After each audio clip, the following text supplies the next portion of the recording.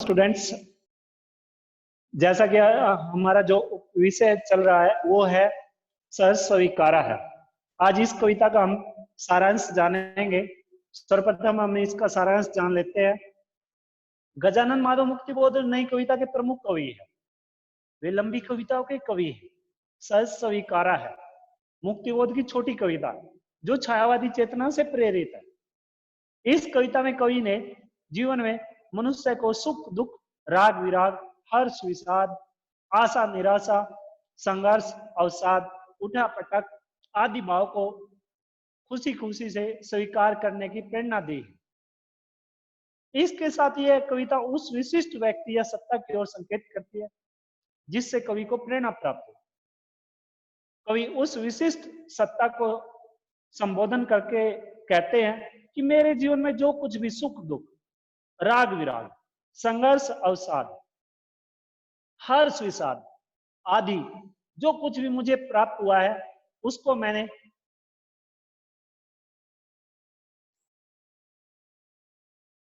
इसलिए वह जीवन में सब कुछ उसी सत्ता का दिया हुआ मानता है। ये जो गर्व युक्त गरीबी है, ये मेरे जीवन में जो गंभीर अनुभव है, ये जो अच्छे विचार है जिसे दृढ़ता मेरे हृदय को दृढ़ता प्राप्त हुई है, ये जो है हृदय रूपी सरिता, सब कुछ उनके जीवन में मौलिक है। ये कोई बनावटी नहीं है, ये मौलिक है। इसलिए उन्हें गोचर जगत स्पष्ट रूप से अदृश्य शक्ति का भाव लगता है।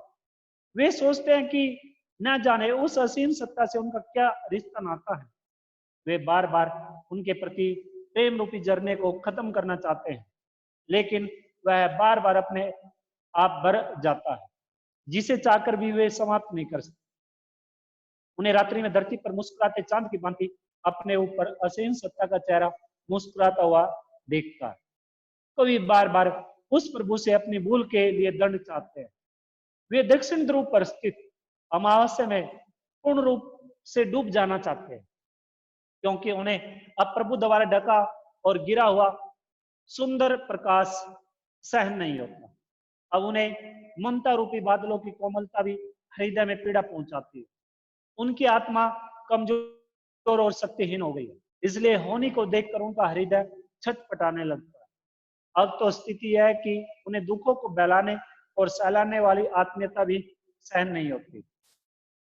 कवि वास्तव में उस असीम विशिष्ट जन से दंड चाहता है, ऐसा दंड जिससे कि वह पाताल लोक की गहन गुफाओं, बिलों और धुएं के बादलों में बिल्कुल खो जाए।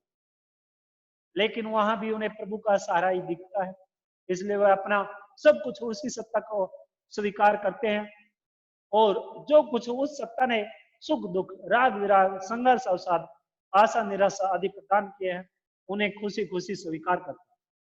इस कविता के माध्यम से कवि मनुष्य को भी यही प्रेरणा देते हैं कि जीवन में मनुष्य को प्रभु राग विराग, सुख दुख, आशा निराशा आदि भाव सहज भाव से या निर्विवाद रूप से स्वीकार कर लेने चाहिए।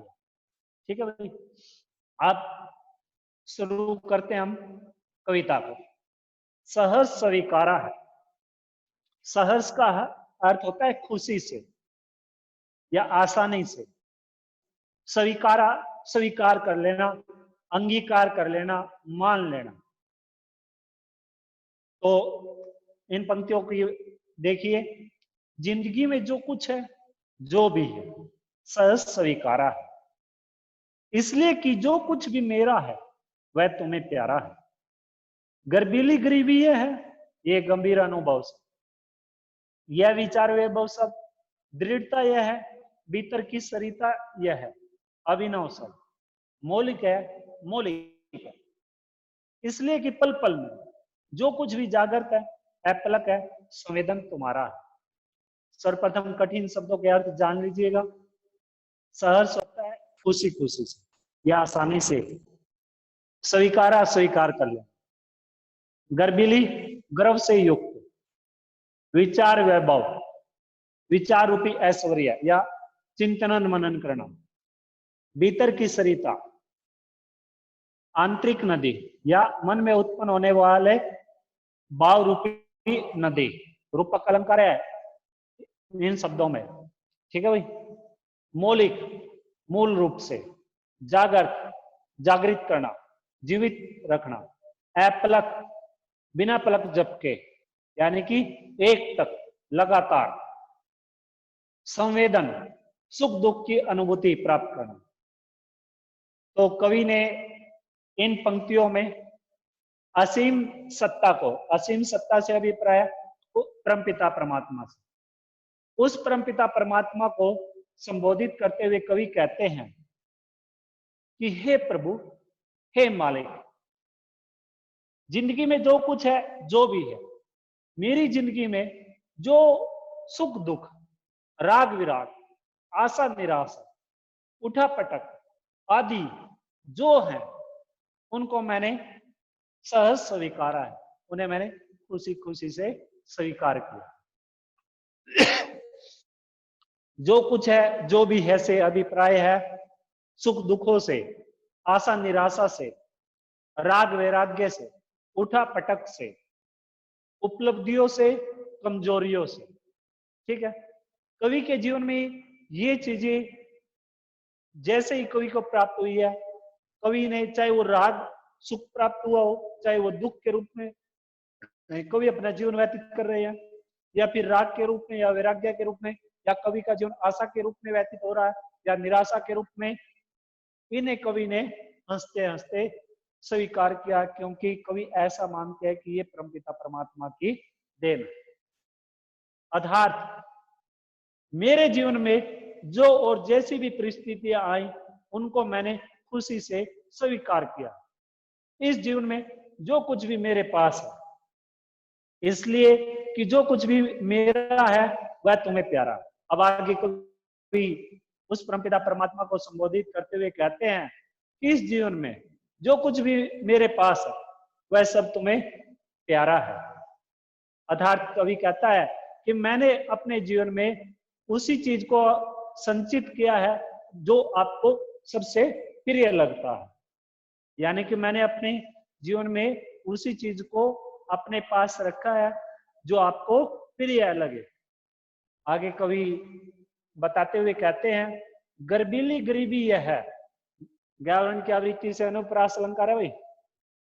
गर्बीली, गर्बीली गरीबी यह है, ये गंभीर अनुभव सब, यह विचार वैभव सब, दृढ़ता यह है भीतर की सरिता, यह अभिनव सब, मौलिक है, मौलिक है। आज इन पंक्तियों का अनुवाद देखिए।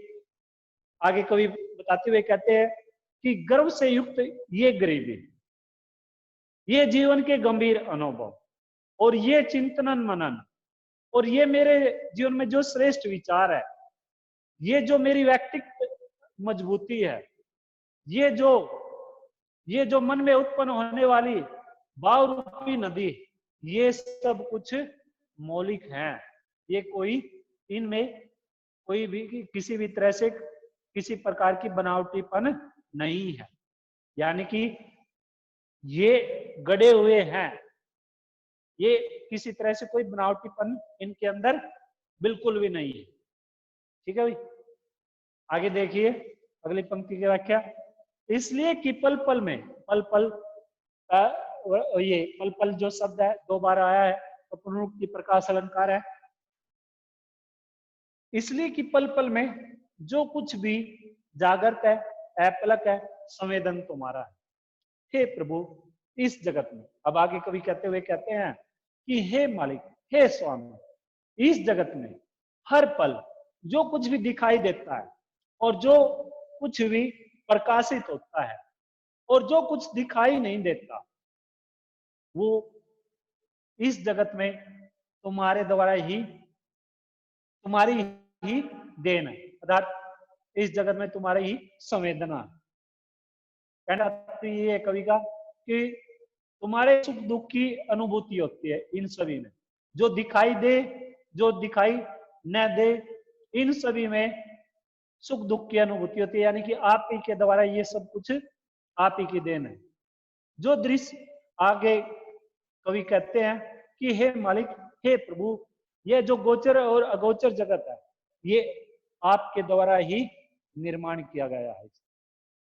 यानी कि इस संसार में जो जीव जंतु, जो प्राणी चल फिर सकते हैं और जो चल फिर नहीं सकते, ये सभी के सभी आप ही ने इनको बनाया है।